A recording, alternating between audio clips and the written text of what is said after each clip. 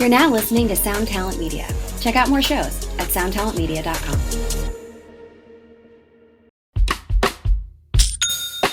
When you think about businesses that are selling through the roof, like Skims or Allbirds, sure, you think about a great product, a cool brand, and great marketing. But an often overlooked secret is actually the businesses behind the business, making selling and for shoppers buying simple. For millions of businesses, that business is Shopify. It's home of ShopPay, the #1 checkout in the world.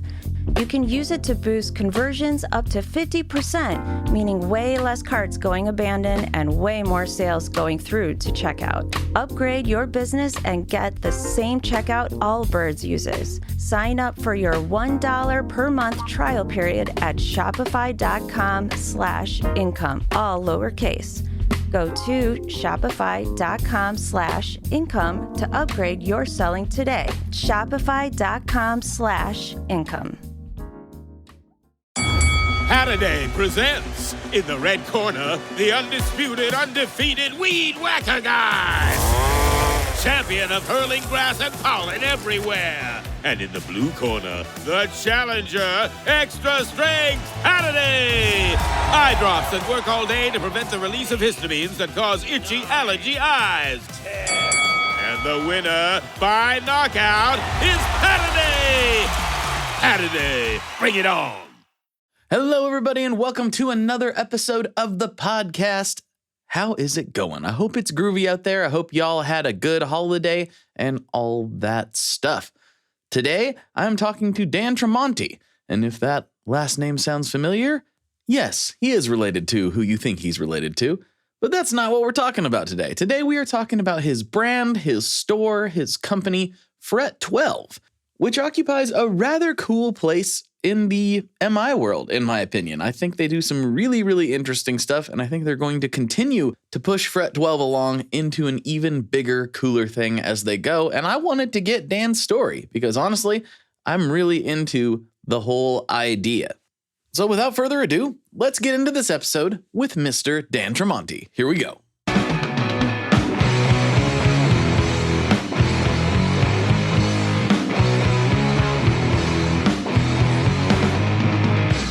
Hello, everyone. Welcome back to another episode of the Tone Mob Podcast, the show about guitar stuff occasionally, sometimes. I'm your host, Blake Lyon. With me today, I have Dan Tremonti of FRET12. What's going on, man? Not a whole lot. Just doing my first podcast. This is an exciting moment. Very cool. Very cool. Well, I'm excited to talk to you because I'm not sure how long I've been aware of your brand, but I have been following the string thing. Came across my feed at one point, and I was like, "Man, I wish I thought of that. That's a fun idea." Yeah. And then I started diving into the actual brand itself, and I was like, "Oh man, this is like a thing that I think like 12-year-old me kind of fantasized about, like a guitar music based brand." And then you guys are taking it even further, and like hand making some of your own clothing, which I'm like, this is so cool to me. So I'm excited to get the whole story and hear, how did this even happen? Yeah, well, you want me to go back to the beginning? Go back to the beginning, yeah. Okay. So I grew up in a musical family, grew up around guitar playing brother, singing other brother. And there was probably the story that a lot of people have. Started in the bed, bought a guitar from a garage sale because it thought it looked cool on the wall. Got curious, took it down, started playing, and then I kind of watched my brother teach himself over the years and make it kind of to the big stages in life. And I always wondered why I saw him watching all these VHS tapes and all these people that were either like at the end of their career and looking for some extra coin, or they weren't like touring recording artists. And FRET12 pretty much started. I was like, how come a guy like you at the height of their career doesn't take the time to tell that story or teach those techniques? Because right now is when it's valuable. You know what I mean? You can go down to Best Buy and buy your CD or watch you on tour. And so, came up with this idea of a format called The Sound, the Story. So it's half tutorial, A lot of camera angles, tablature, all that kind of stuff. So, wanted to make that part of it pro, and then half storytelling. So the Sound and the Story is a series. And, I finally convinced him to do it, because like a lot of people, I'm not a teacher, look how I learned. It's not my thing. But, we organized it, put it together. And then kind of the next part of that was, for an artist that you see pour their whole heart and soul and life into learning how to play, and then getting in a band, like bands break up, things happen. And, I'm a brand guy, come from the kind of marketing and brand world. And I'm like, you need to build your own like autonomy, just like Slash or John 5, people like that, so that you can always be a musician. And so part of it was getting into really building out the artist brand and getting into merchandise, working with any of the endorsement and deal companies, or gear companies to really activate as many kind of spokes around, around him at first as he was into. And so did that, launched it, got some kind of press, like this is kind of redefining the genre. It's done well, it's produced well, it makes sense, it's cool seeing the story. So, fans About what can time watch is it. this? What year roughly? That was around 2008. That's what I was thinking. Okay. Yeah. So then we said, let's do this for all artists. And we got into some other folks. We wanted to be kind of strategic with what we, who we featured. Let's feature a teacher. Let's feature someone that's not necessarily like a great technical player, but just has all that soul and is like me, can use like 3 fingers, but get a bunch of notes out of it. And so we did a spread of people from Leslie West in Mountain, Troy Stetna, who did, sold all these Hal Leonard books, Jim Root from Slipknot, and, a handful of other folks. And, it was interesting because we thought that working with these big artists, like, our audience will grow exponentially. I mean, these are huge guys and whatever, but really like the subset and segment of the guitar players that this is actually valuable to is smaller. So we were growing and getting good traction, and people certainly appreciated us kind of pulling back the curtain and this intimate approach to what we were doing. But the interesting thing that happened was that people really started hanging out with each other around what we were doing. And it became, I just kind of branded it, called it the Army of 12. So these were like loyalists that we would give kind of the inside beat on things we had coming out, make special swag for them, started meeting up before concerts, all that kind of stuff. And so it was really kind of an organic thing. I didn't set out with some big like vision of some giant like thing to build. But really, people see like 20% of the actual music making and what it means to be an artist. They see people on stage, they see them in interviews, maybe they participate in some meet and greets, things like that. And then some of these guys, most are under the radar, but they see some press about them. But there's so much more to what goes into just pulling off that 1 hour set behind the scenes, writing that album. Where do they practice? Like, do they write in person? Do they have other jobs? What's the deal? And so really, I had this kind of unique perspective growing up with a musician at a big scale, that I got to see all facets of it. And so I just kind of always took it for granted. Like, I get kind of access to see this stuff, but, part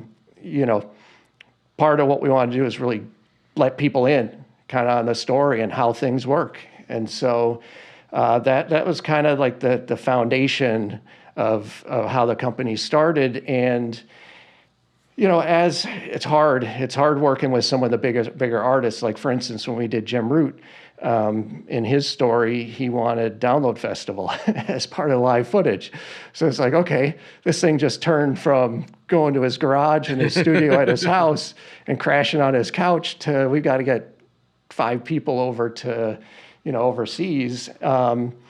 So, and also working with your brother is one thing. Working with other people, it becomes the music business, and it gets harder and harder. And so we didn't ever take like a decision where, let's focus more on just us as a brand and less on the artist thing. It just kind of, like I said, organically turned into more of like a community, and people dug the the merch we were doing and some of the stuff we were designing, and obviously the content. And so it just kind of started building more to, it's always been rooted in guitar, but it started building more towards, kind of a common shared love of just music and live music in particular, and doing things around that. And so that gets us kind of like halfway there. Then it's always, again, no big like master design, but doing things that I like doing in the space. And really started getting into the merchandise more and the design, and really kind of my IP is I've been an artist and a creative forever. And so, growing up alongside musician, I was always the art side of everything. As a kid, I was drawing, he's noodling on guitar. First album comes up, I did the album cover, merchandise, he's doing the guitar, all that sort of stuff. Yeah, I mean, I think that, we've just kept trying to add, we basically operate in three buckets. One, we're a music culture brand. We're not like a music lifestyle brand. The big difference is we're truly immersed and we come from the music scene. And so it's very authentic as opposed to brands that align with music because it's cool. Makes us cool. If we can get our shirt on this person, or if we're adjacent to it, it makes us look cool. But no, we really come out of that scene, and I think that the first bucket is that access and content and storytelling. So how much can we get people in behind the scenes to see what's going on, to learn, to connect with the artists. And we used to do this thing called Artist Connect, where basically on the website, people would ask questions. Okay, we're going to interview so-and-so at whatever, Riot Fest. What do you want to know? And so we would get fan questions, and then we would get them answered and post those videos up. So we'd create that connection there. And, the gear, we basically were spinning things up over time. Like, should we sell more gear? All right, well, we don't have $1 million to buy a bunch of gear, but we started testing it out. And some of the things I learned was like, who's going to buy a $5,000 guitar online? I could see them buying like an SC or an import, like a $500 guitar. And it went the total opposite of what I thought. People all day long were buying. I mean, we were getting certain things like, artist colorways and kind of unique stuff. But the guitar stuff really started selling. And then we were testing more, clothing. Can we go beyond a t-shirt into something else? And really just kind of played with it, just doing things that we were into, just testing things out. And, we'd spin things up, spin things down. Our core audience really stayed engaged, but we took a big step as we moved into the last 5 years, where I had a little more time to focus on it, and really kind of spinning everything up in the full picture. And one big part of that was we got our first brick and mortar, and cool. That happened kind of serendipitously. We have a friend who, it's pretty crazy. I don't know if you ever heard of the Salt Shed in Chicago, but it's basically the old Morton Salt warehouse. And so, he took me through there, and they just kind of looked into that place as a curiosity. They were always wondered, like, what's this place about? Looks like it could be actually a cool kind of venue. And so while touring it, checking it out, major undertaking, big old rusty, salt corroded place they had to basically rebuild. There was this packing house in the building, and It's where the salt used to come in off the conveyor belts from barges and then go in to get packaged up. Coolest place you've ever seen, like these 2x4, 2x6 turn sideways floors. Oh, So yeah. like steel beams, just like all that great patina, that's really a core of part of our design, is like wear and tear on things and just authenticity and all that. But we basically took a spot in that building, and there was a wall separating it and there's an outdoor fairgrounds, and we have a door in from there. And then there's an indoor venue as well, but there was a brick wall there. And I could see like a steel frame of where there used to be something there. I'm like, can we open this thing up and blast through it? And we did. And so now we have a pretty unique situation that basically when you walk into the venue for the indoor shows, or you're coming into the bathrooms or concessions, the first thing you see is a big wall of guitars and a video wall. And it's just fun because people come there and they're like, why is there a guitar store in a music venue? Mm-hmm. And so to me, it was logical because music fans, got to be some players in there, and there's enthusiasts and whatnot. Mm-hmm. And so that really got us to the next stage kind of experientially, where we could really immerse people in what we were doing and opened up a lot of things for us. We film bands. We produce a series called the FRET12 Sessions that we film in the space, and we're not focused on like the big guys. We're focused on smaller emerging bands, primarily Chicago, and then people who are touring through, because I know how hard it is. You're so lost. There's so much stuff out there. Like, how do you stand out? How do you get a break? And so we're doing a lot of things to, get you closer to those artists with the interviews, give them opportunity to play, promote them. And so a lot of things in that first bucket of kind of experiential content storytelling, we have kind of the full picture online and in person. That's basically our stage. And then the kind of next thing that we've always done and are really leaning into now is, at my age, there are a lot of people who were in bands and then they had to get jobs. It's just like, hey, look, I tried. I love it. I would quit anything I'm doing any day to tour and do all this stuff, but I just have to, I'm a lawyer, and that's my day job. And so, it's that spirit of music is so strong, and it's such a big part of people's lives. So even if they're going to their 9 to 5, they're waiting for the weekend to go to a concert, to hit, a venue and really kind of ditch their tie and wear their rock t-shirt, whatever. Mm-hmm. And so, a big part of it is expression. And so beyond playing, like, how does it come into your everyday life?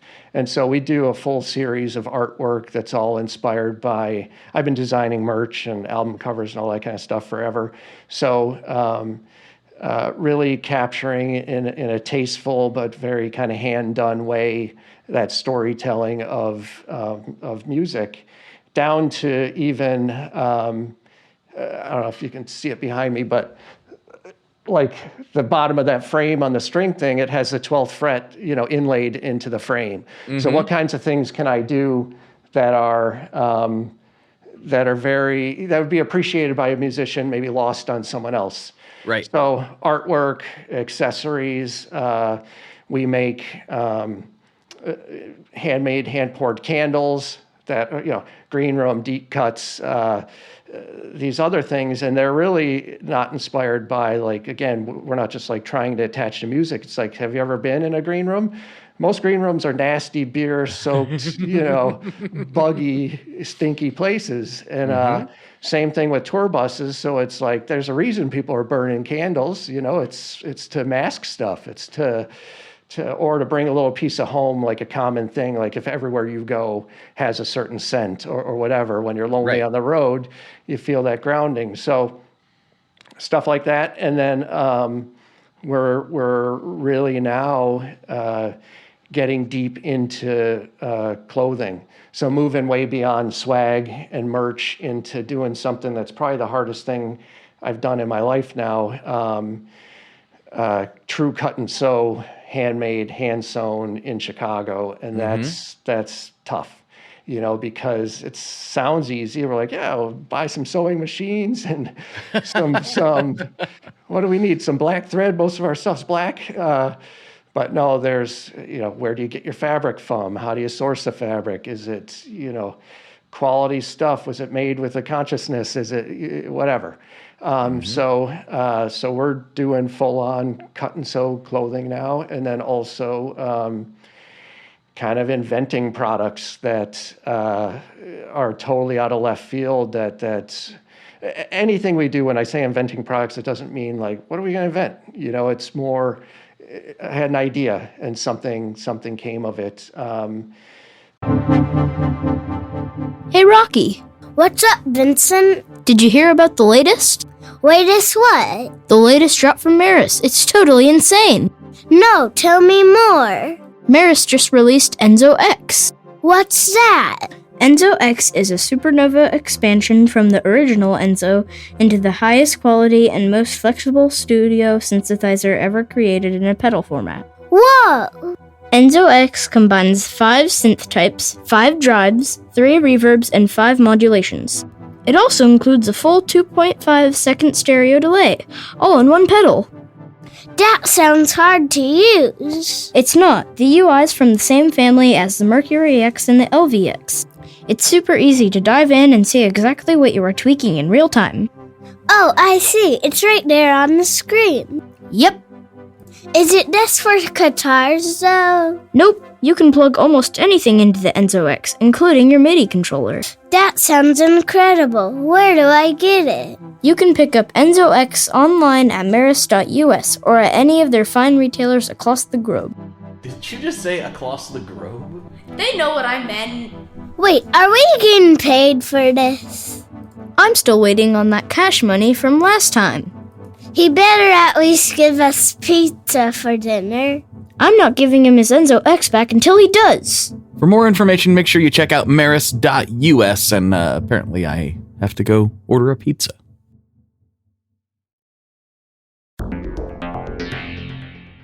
How exactly do artists get their music on Spotify, Apple Music, Deezer, Tidal, all these services? How in the world do you get your music there? Well, in the past, you had to use something called a record label. But these days, you can use DistroKid. DistroKid is the absolute easiest way to get your music up on streaming services, and it's the most affordable way to do so. Not only do plans start at $22.99 for the entire year, that's less than $2 a month, DistroKid also does not take a cut of your streaming revenue, unlike some other services out there. Even better if you sign up by going to tonemob.com/distrokid. That's tonemob.com/distrokid. One more time, that's tonemob.com/distrokid. You'll get 30% off. That's right, 30% off their already extremely reasonable prices. So go to tonemob.com/distrokid and get your music out there. We are brought to you today by Sweetwater, specifically the Gear Exchange. You may have heard about this. This is a place where you can go to buy and sell your used gear. Maybe you got a pedal over there that's just kind of collecting dust. Maybe there's something you've been eyeing from the Sweetwater catalog. Well, right now is a great time to turn that unused gear into something you're actually going to use. Even better, if you sell on the Gear Exchange, you can keep 100% of the sale as long as you choose a Sweetwater gift card as your payout method. That is not too shabby because, let's be honest, most of this buying and selling we do is just to fund new gear purchases, and that is a great way to reach a wide variety of customers and keep 100% in your pocket, or rather on your pedal board. So go check out the Sweetwater Gear Exchange and turn that unused gear into something that's actually going to help you write that next huge riff. So one of the things that we went kind of ass backwards, usually you come up with a product and then you merchandise it, and there's swag for it, there's whatever. But the guy behind me, the string thing, basically how that thing happened was I was outside stage at a tour talking to a guitar tech, and he was race stringing a guitar. And when he was done, he like neatly coiled up the strings, put a piece of gaff tape around it, wrote down the city and the venue. And then he opened his drawer, and I was like, holy, there was like hundreds of coiled things. And right away, my head's like thinking like, those are like strings from a big guitar player. And those are from all the places they played. But when I started talking to him about it, it was just kind of his thing. You know, he collected them as mementos, but also just kind of the consciousness of responsible handling. And there's, you know, codes, like you imagine what guitar strings do getting tangled in the wheels of road cases and things like that. It's just like there's a lot of big no-nos. And so,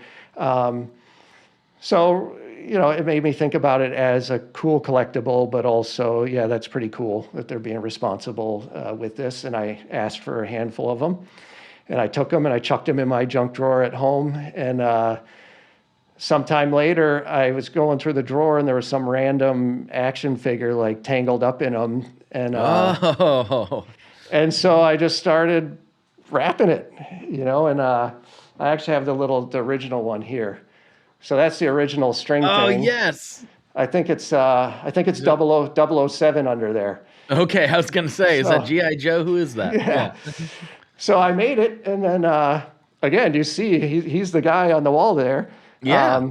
So I photographed it, and the string thing was born, and it was just this kind of cool mascot for the company and for our brand. And it's been around for a long time. I mean, we've had T-shirts with it and different things forever.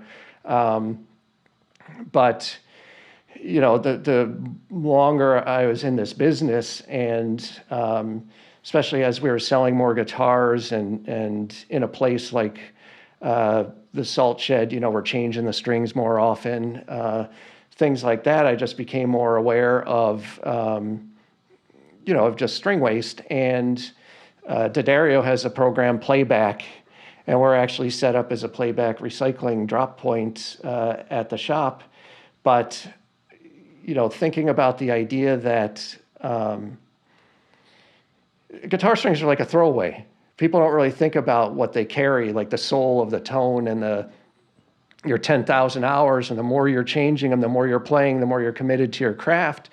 They're really a great collectible, and people have done stuff, made bracelets and done things like that out of them, and just kind of on the nose stuff. And I just started thinking, could I make this thing? Could I turn it into an actual product so that we could sit in between, you know, the things getting pitched into a landfill and the full recycling program? Because even if you recycle things, it's still a hard process. You know what I mean? It still takes resources. So can we change the mindset that this is something that's a memento to your commitment to guitar? And then obviously, you know, from bigger players, things like that, there's a great opportunity if you can collect those strings to do things for charity or whatever, if you could get the strings out of a recording session or off a tour.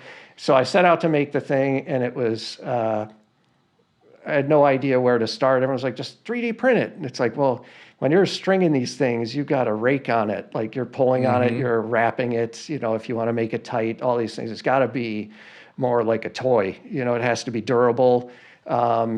You know, we have to use kind of responsible materials in it and all that sort of stuff, but it has to hold up to what we're doing here. So that's kind of the path I took, was engineering it and then figuring out a way to cast it. And I didn't want like some cheap hollow body toy. It had to be substantial. So there were a lot of complex things in figuring out how to make the thing. And then, you know, once we figured that out, you know, part of the design of it is, well, some people are going to change their strings like once whatever. It's got to look cool with 6 strings or no strings even. So the underlying character is kind of cool. And, you know, it looks good with a couple or a handful of strings. But that's just an example of a product that we make. I didn't show you. This is the final, like the bigger version. So it's about 9 inches tall, and that's probably about 8 8 sets of strings. I have the little bit of the unfair advantage of being able to have a lot more of the heavy gauges. So it, I can fill it up with meatier stuff a little quicker. But no, that's kind of like a signature thing for us. And the string stuff kind of became a thing of mine, like a signature thing. Like I've wrapped everything from guitars, That's cool. Tried wrapping my hand, that didn't go so well. But basically taking these coils, like I said, and turning them into something cool.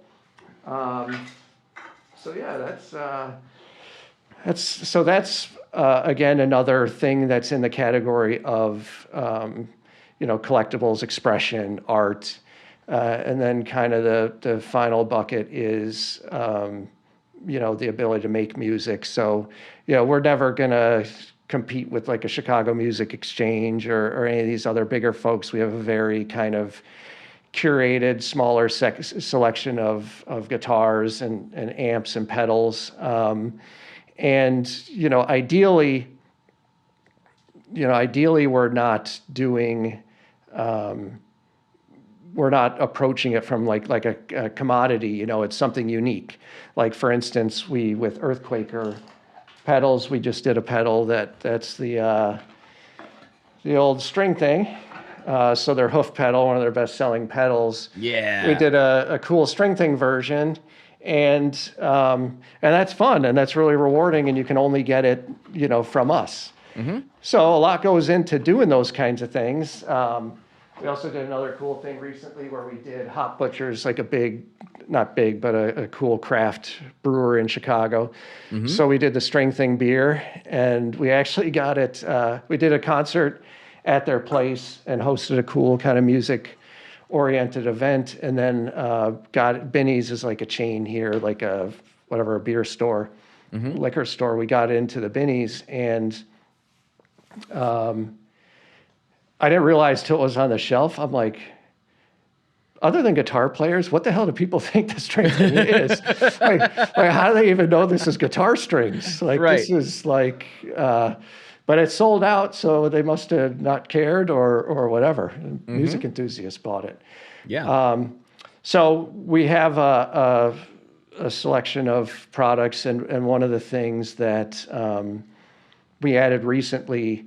We're a PRS dealer. We were a Fender dealer, Mesa. We have different, variety of different products. But there are so many. When you go to NAMM and things like that, you have all the big guys on the top floor, and then you have all these Billy and luthiers and just talented people on these lower floors and these smaller booths. And we again kind of serendipitously aligned with a maker named John Furlan in Chicago. Who makes these amazing guitars. And so you imagine the bands and the crew, especially coming through the Salt Shed and coming through our store, if they are seeing hanging on the wall the same stuff they're seeing anywhere kind of in the world, it's not that exciting, but they've never heard of this maker before. We hope to kind of truffle hunt and find, for a variety of reasons, one, for discovery, find like these kind of gem makers, whether it's a small batch amp maker, pedal maker, guitar, whatever. But also, we're a local business here. If we set up shop and we open a shop in Detroit, we want to be contextual Detroit, and we want to align with helping Detroit bands, helping Detroit makers. And so we're very focused on, kind of craftsmanship, supporting the local scene on all touch points. And so I think that hopefully over time we'll carry our staple, quality products from some of the bigger makers, but that still have, like PRS, still have their Maryland-made, total craftsman-made guitars. We'll carry that stuff, but hopefully over time, we can become, more and more of that partner to the gear industry and to the musicians. So we're part of the equation. We can't help everything, but we can do everything we can to get people in front of new audiences, and especially with our shop in the at the venue, I don't know how many tickets were sold last year, but maybe 500,000. We get thousands of people through the store in a show, and, it's a ton of discovery. And so, I mentioned NAMM before, if you have things like that where you do have buyers, but you have a lot of people that are coming out to watch the bands play or just browse, things like that, it's arguably like a great kind of showroom and platform for getting in front of like a pretty big, music audience. So, so I know that's a little bit of everything. I don't know if you want to dig into.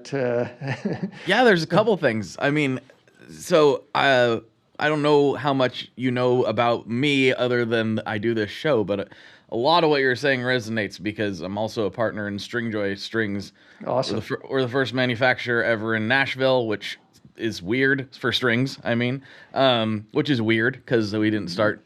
We're about 11 years old at this point. We would have thought that would have happened before us, but it didn't. Yeah.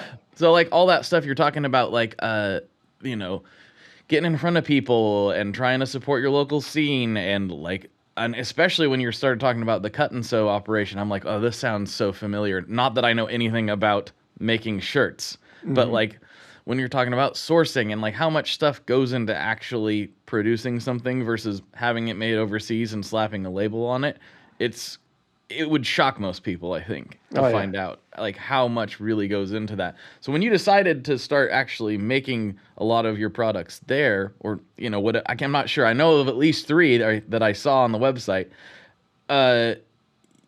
What was that intentional? You're like, I'm gonna do this because I know it's gonna be hard, but I have to do it this way because I want to, or was it let's try it and then you found out how hard it was?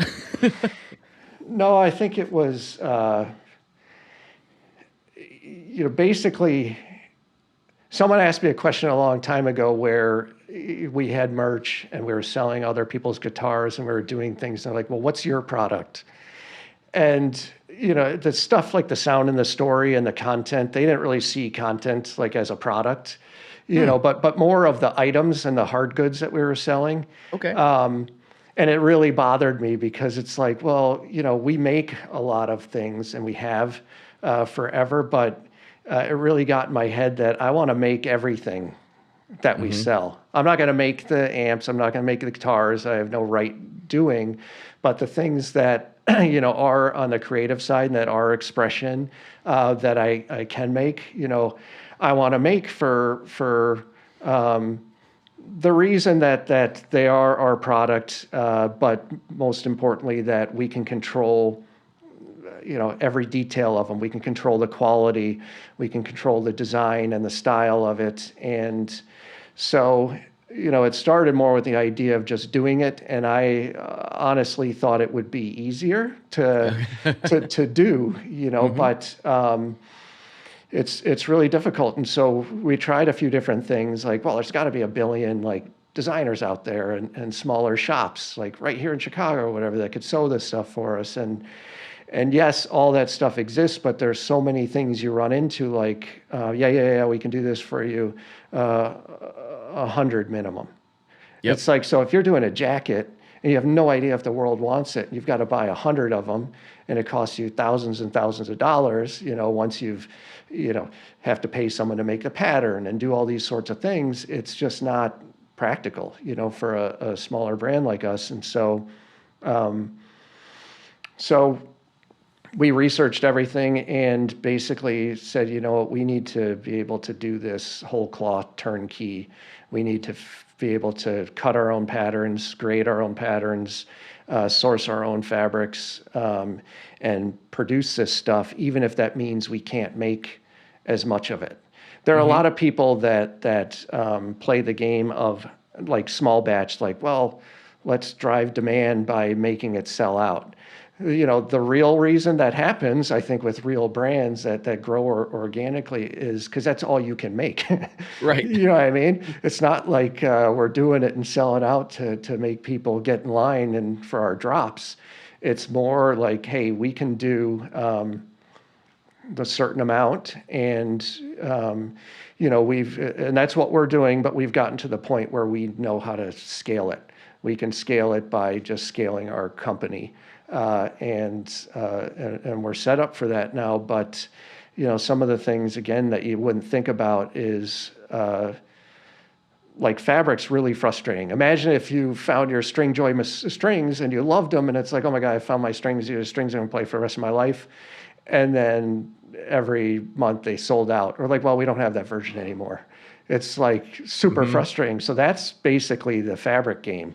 Unless you're going in and people go and they'll buy like once a year, unless you're buying thousands of yards of stuff, you might never see it again. Do you know what I mean? So you fall in love with something and you better stock up on it, because it's like woods in guitars. That's why people hoard these stashes of whatever, because that's it. So stuff like that I didn't think about. I thought it was like, for denim stuff, we find a denim place and then we buy denim XYZ, and but it doesn't work like that. So it is organic and changing all the time, but it's exciting, and it's for us. Basically, the rule is it has to be roadworthy. So it has to be, and it's all of our stuff inspired by, like you saw if you went on there, like the truss coat. So it's like a bunch of people might not even know what a truss is or whatever, but okay, it's someone hanging a truss could wear this thing, or someone kicking back on the bus or whatever. It's gotta wear right in both instances. So even if someone's just wearing it because it's got a cool vibe, it's gotta hold up and it's gotta be durable. There are a lot of people like who've hit like rock band or band apparel like really on the nose, and that's like stage kind of wear stuff. We're not that at all. It's just kind of everyday people wear, but with the design on kind of a nomadic lifestyle. Ready for any situation, comfortable, durable, got a cool vibe, all that kind of stuff. So we're really we've got it figured out-ish, and we've got a bunch of stuff that's about to come out here pretty soon, and that was like really the last pillar of our business. When we looked, the Salt Shed, it's great when there's concerts. You get a ton of people, a lot more than you ever would like on a retail street potentially, but it's still kind of coming into its own as a retail destination. And, we need to open a store somewhere where there's like intent to buy, like a retail district. I just felt like we were one kind of piece of the equation away from being able to do that, and that's having the full clothing, just so that someone walking in the door, if they're not looking at gear or they're not interested in the art, there's a touch point kind of for everybody to complete the story. So. Yeah, that's the retail landscape is very different from the world that I'm used to operating in, but it's something that we've been talking about kind of internally for a variety of reasons, not the least of which is like we want to help the stores that we're in.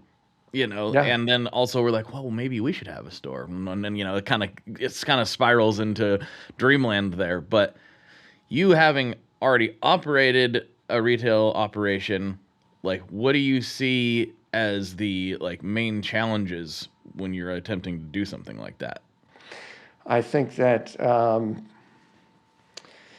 well, first off, backing off from it, I think the importance of it is, I don't know about you, but growing up, I was a music kid and a skateboard kid. So all of my time was spent in a skateboard shop when I couldn't even afford a bearing or whatever, but I would buy a sticker, to slap on my deck or whatever. And it was just because I liked looking at the stuff. I liked being around other skateboarders. I liked just being in that scene. And so I was just a bum where I would hang out in a place. And then same thing at the record stores. And I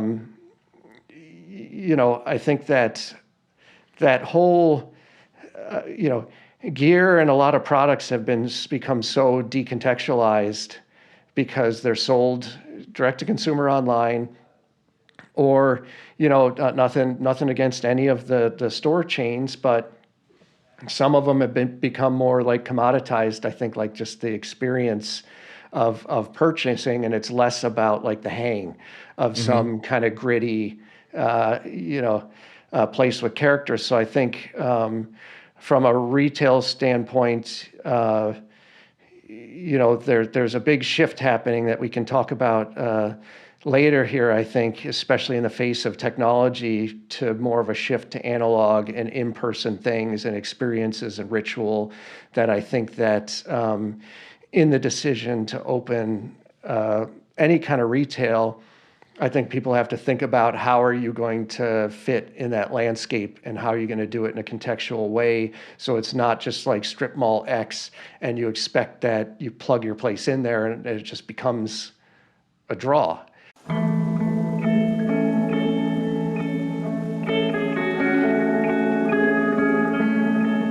Hello there. I'd like to introduce you to your new best friend, the Chase Bliss Audio Lossy. Lossy is a collaboration between Chase Bliss and Goodhertz. And it's meant to give you some control over those weird digital artifacts that come with very compressed audio. You're hearing it right now. All the changes that are taking place are strictly coming from my playing dynamics. I'm just interacting with the pedal and letting it do its thing. In some true stereo goodness. If you'd like some more details about Lossy, I'd invite you to head over to chaseblintsaudio.com.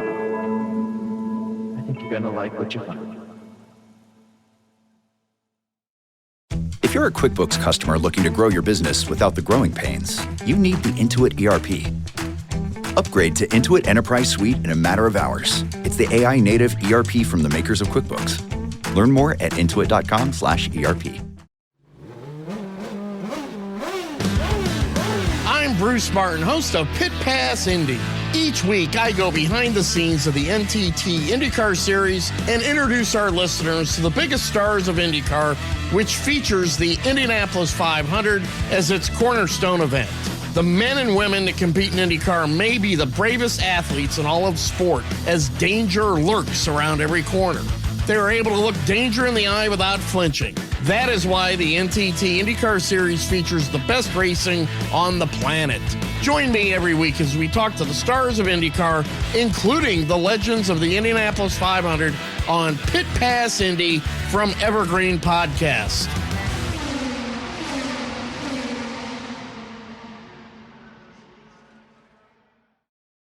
You know what I mean? Because there's a lot more to it. It has to make sense. Like, why is this here? I get it. I get why this happened. You know, some are like clubs that happened. They happen because, well, there's no upstairs neighbors or there's no whatever. And we can make noise until 3 a.m. and whatever. But then the next part of the retail story, I think, and this hasn't been, this we've kind of figured out along the way, is, you know, it can't just be a store. You know what I mean? Because especially like in my situation, if it was just a store, then there's a bunch of times where the store is not doing anything. It's not making money. So basically our shop is, it's our warehouse. You know, it's where we're physically storing our stuff. We do fulfillment out of there. We do a cool thing. Came up with an idea a long time ago called social fulfillment, I call it, where basically if you're going to spend your hard-earned money buying something from me, I should at least say thank you. And it shouldn't be an automated email from the machine. And so, you know, unless we're like totally slammed and can't keep up with something, which isn't usually the case, we film a personalized video with every order. Hey, Blake, here's your shirt. It's going in the box. Thank you so much. Whatever. And people love that. And really my idea for it is to get more and more into making it fun. You know, right now we're just kind of keeping up, but eventually, you know, we're in a venue. Hey, your T-shirt just went to its first Pixies concert or whatever. You know, there's all kinds of, we have like we have a failed puppet show we did. We've got puppets sitting in the back room, so maybe a puppet fulfills your next order. But so it's a stage, it's a set for the sessions. We clear the space out, and then we bought all our own soundboard, mixing equipment, PA, all that kind of junk, and so we do super pro recordings in the space. So it's our kind of our sound stage for doing that kind of stuff. And then we host underground events there. So I think the point of it is it can't just be like open hours kind of thing. It's you can't afford it necessarily as just a store, but you can afford it if it's where you keep your stuff. If you film your stuff, you make your content, you get a sponsor for something, you know. So I think being a lot of people don't you know, a lot of people hear experiential marketing and all that kind of stuff, and a lot of people don't really know like what that means. But you have to learn what that means, and you have to make sure that the store is experiential. And in the case of like a gear, like purely like a gear store, it can't just be you know, like artist in stores or things like that. It's got to be more inventive. So, you know, all that said, it's you know, we have safety in numbers more because, you know, as a shop, you know, we're selling online, we're fulfilling out of there. We're not like living and dying by who walks in or out of that place. Yeah, so that makes a ton of sense. And I think the experiential part is why I've been, you know, you hear a lot about the guitar stores dying and all that stuff. And I think to a degree that's true.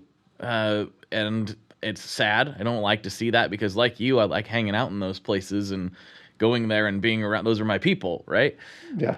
But I do think that stores that think about that angle, no matter what kind of retail they are, but specifically in music, the stores that are cool places to go, when you happen to be in the neighborhood for something else and you're like, oh yeah, I haven't been in there in a couple months, I should stop in because it's cool and I don't even plan on buying anything, but then I half of the time do anyway. You know, it's like getting people want to go to these places. So I'm pretty confident that the guitar store done right will never die. The music store done right will never die. The record store done right will never die because people want to go do these things. Totally. Like, why would you not want to go to the guitar store? Yeah, well, and I've heard weird stuff lately, like obviously like vinyl had a huge resurgence, and so it's because it's a ritual, it's a collectible nature. You know, people appreciate that kind of, you know, pulling something up and dialing something up is much different than, you know, getting that thing out, getting pissed off if someone scratched it, you know, throwing it on the vinyl. It's just got soul, you know, and I think that, yeah, I mean, those places, I heard that even like video stores are starting to come back. And that's crazy. You know, it's crazy to me that someone would go and rent a DVD again, but I love it because, you know, a lot of what I've been talking about, and there's probably some kind of robot's going to take me out here soon, but, you know, all the AI and all this stuff, you know, it has its place in certain, it's a great tool, but especially in the arts, you know, from music to you know, maybe a special effect in a film here and there or whatever, but it's all about people and creativity and talent and the perfectly imperfect and craftsmanship. And, you know, I think that this whole kind of analog mindset, I'm betting on the total opposite. There's a fork in the road. It's already happening. You know, there's a lot of little pockets of people doing craft-driven, experience-driven things. And part of what we want to harness is really kind of helping organize and promote that, because I think that potential, you know, of that side of the game, particularly if the guitar shops know what they're talking about and someone can come in and versus an online thing and some chatbot or whoever talking to about, they can go talk to someone that knows what they're doing. They can plug it in, they can try it, they can do all these sorts of things. I think that generally speaking, society is going to really crave more and more these human interactions. It's weird if you think about it, because there are people now that grew up on social media, in the digital space, and they don't even know what we're talking about. They don't even know what they're missing out on. They don't know that ritual. It's like, well, what do you mean go hang out in the store?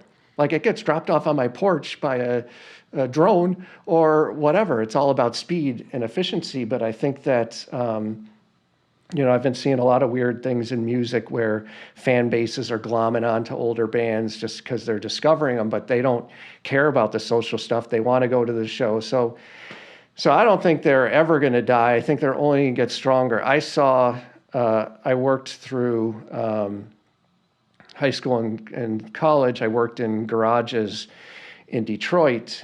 And so I saw a lot of the same kind of thing that happens in the guitar space, where you have, someone, maybe one of these places like Second Generation, and then, technology or auto parts stores start coming into play, whatever, but the kids coming in and taking it over, we got to be online. You know what I mean? That's how we're going to make all our money. I think that probably happens a lot in these older school shops, where maybe the new generations that come in have their eye more on the technology and selling direct to consumer or whatever, and they're not as focused on what the actual shop experience is. And I can't say that that's true or not. It's just, I've seen it before in other industries. And, maybe a lot of these places are being inherited or just kind of turning to the next hands, and that original kind of, it's just like a restaurant, like turning over that original, like, love of the place and love of the community around it. Maybe there's some of that stuff going on, but I think that, I think they'll be alive and well forever. And part of what we want to do is, I don't see a lot of it, and there shouldn't be any, like, being territorial in the space. Like, for us in Chicago, like, if CME is obviously 1 billion times bigger than us, but if they want to do something with us and we want to do something with them, great. And we're here for is to promote this craft, and make sure people stay engaged and the community stays engaged. Reverb just moved their headquarters in actually above us. I heard that, yeah. In the salt shed. And so same thing, like when they were still building out their space, they were interviewing Paul Reed Smith, and they didn't have their studio set up like, hey, can we do it in your amp room? Like, yeah, like, sure, have at it, Yeah. And so I think that's another part of that game is with the stores is collaboration. And then what I was just talking about a minute ago, you definitely need to have an online presence, because you're going to sell some stuff through that at least, and that keeps it going. Let's both. I mean, that's the answer. One thing that drives me a little bit crazy as a entrepreneur type person is restaurants. I love going to restaurants. I love eating out and finding new places, and that just is something I really enjoy. But at least around here in the Portland, Oregon area, a lot of them have absolutely terrible online experiences. Yeah. So it's like, oh, you drive by this place, and you're like, that looks interesting. It's 2026. I'm going to look that up later when I get home. And you go to do that, and it's like the worst website you've ever seen with, like, it barely works on mobile. You can't find the hours. The phone number is impossible to find. So you, like, don't really know anything about it other than you drove by and it looked cool. Yeah. And I think it's a big mistake for any public-facing company, anything that needs public customers and isn't just strictly B2B, and even B2B, this is true. Like, you need to have both. And to having at least a basic website, anybody who's starting a restaurant out there, have at least a basic website with your menu and your hours and your phone number on it. Yeah. It's really not that hard to do these days. Totally. And if you can even take it to the next level, like what you're talking about with content and all this stuff, that is the way. The way forward is to do both. People are in both places. You got to meet them where they're at, or they're not going to show up, unfortunately. That's just the reality of it. Totally. And it's hard, and it's part of what, we're in a unique situation because basically we've always added skill sets over the years because we didn't like to wait on people and we want to be able to do it all ourselves. So I think it is pretty unique that we, as a smaller brand, we can produce all of our own content. We can make our own goods. We can do all of these sorts of things. Isn't typical. And so maybe the restaurateur is just like a master chef and they've created this great environment, but they're like, I don't know anything about that side of the stuff and social media and whatever. And so you got to get your chops up. You either have to suck it up and align with someone or hire someone, but like you said, you've got to make yourself accessible. And then there's especially in the restaurant space, some of these places get highfalutin and it's like there's like a doorbell and the name of it's right there. You don't even know. They're so underground, but they're booked for 5 years. You should all be so lucky. Right. Well, I guess if you're booked for 5 years, you're good. But a lot of the places I'm talking about end up closing. And they're like, what happened? It's like, well, yeah, you were impossible to get a hold of. Well, this conversation is a perfect example of how I think and what the opportunity is. As Stringjoy, we're in a great place. Gets in front of a zillion people. And, the people we like to work with are people who appreciate that and will work and will do something funky.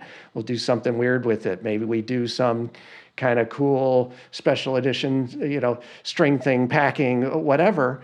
But, that's the kind of thing that we could get off this call and say, yeah, let's get Stringjoy in the store and let's do something really cool.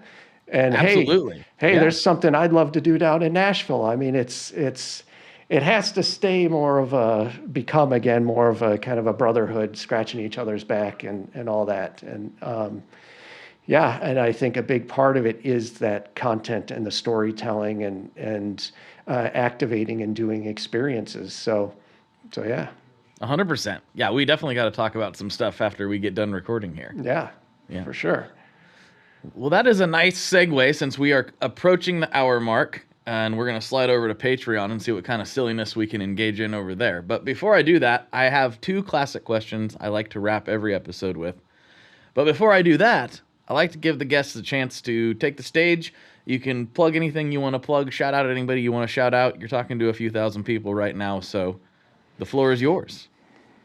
Well, my biggest, craziest invention is the string thing. And that's my baby that I want to get in every guitar player's hand. And again, change that consciousness to, from waste to a great collectible and testament to what you do. So I'll just show this real quick.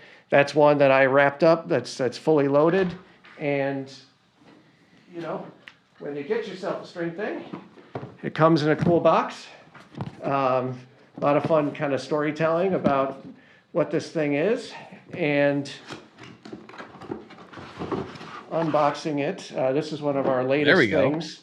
We've gotten now to a pulp kind of insert that the string thing sits in. So this clamshell and, unwrapped, it's this, there it is. This guy, 139 holes. It can accommodate, obviously guitar strings and then D, G, maybe A, on bass. But a lot of people are like, well, the holes aren't big enough for bass. It's like, yeah, but the holes are just anchors.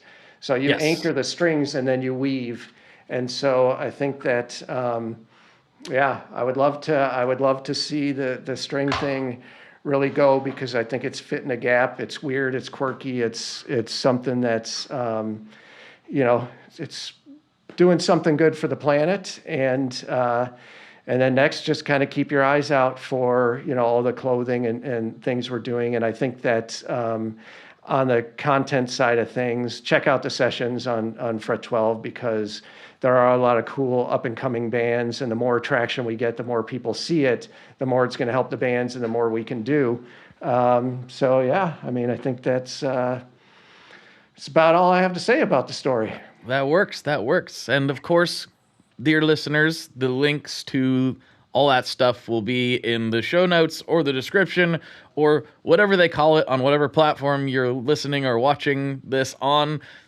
wherever the words are, that's where the link will be. So go check that out. Awesome. All right, Dan, here we go.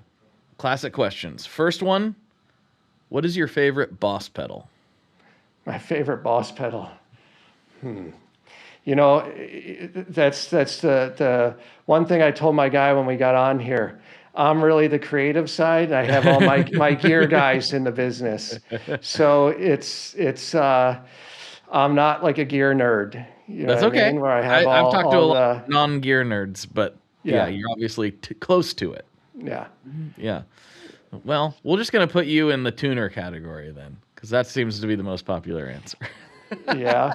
Well, you know, we sell a lot of those D'Addario, just stripping it down and simple, you know, just the neck tuner, you know, basic, I think it's called a Nexus or whatever, the basic neck tuner. That's just very simple.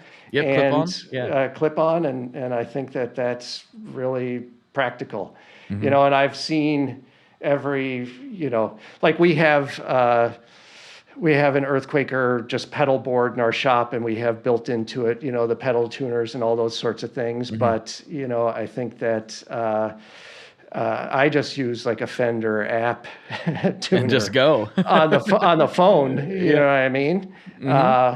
But, you know, I think you could buy it on our site, the Nexus D'Addario neck tuner. All right, final question, and this one's probably more up your alley. What is your favorite kind of pizza? My favorite kind of pizza is, fortunately, Detroit, because I'm from there, and there's a great place in Chicago. I just had it this weekend called Union Squared, and it's actually... I've heard of this. Yeah, it's owned by... there's a venue called Space in Evanston that's attached to Union Pizza, and so it's their square deep dish, and I think that there's just something about it. All those Detroit pan pizzas were made from parts pans. Like back in the automotive day in the factories, they would just cook them in these pans. They get that caramelized crust, and I can't stand it. I gotta go get some right now. It's it's good. Yeah. So pepperoni and mushroom deep dish Union Square. That sounds great.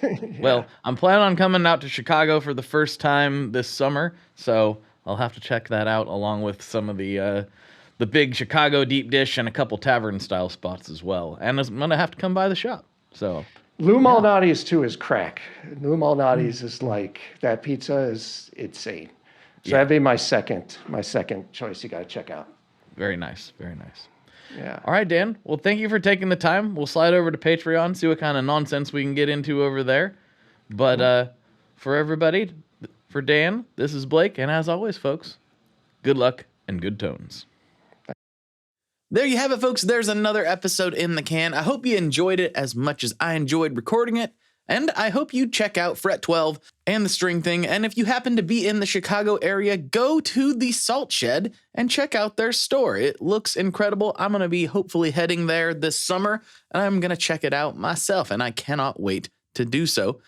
Maybe I'll see you there.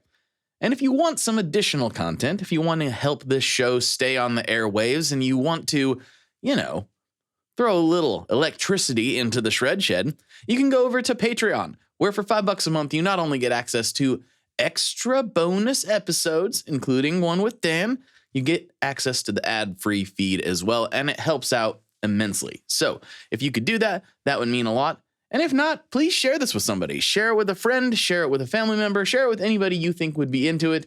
It would mean the world to me. All right, folks, I will see you on the internet very soon. Bye-bye.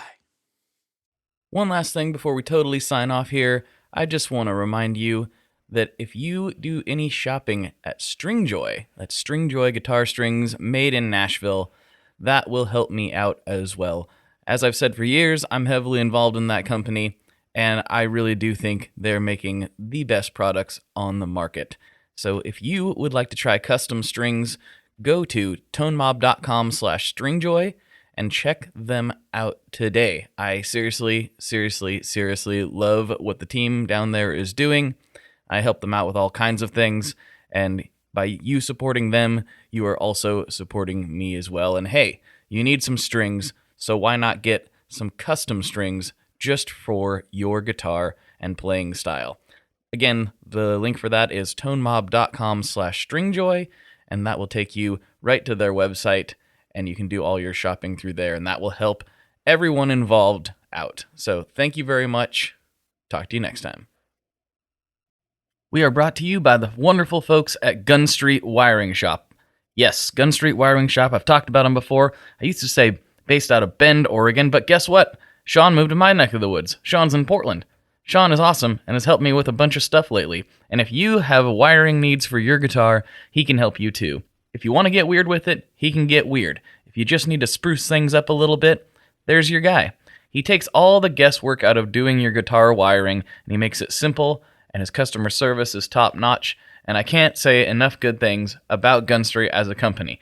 I really respect Sean and what he's all about, and the product is top-notch. I've got 3 different guitars that now have Gun Street harnesses in them, and I could not be happier. So go to gunstreetwiringshop.com and check them out.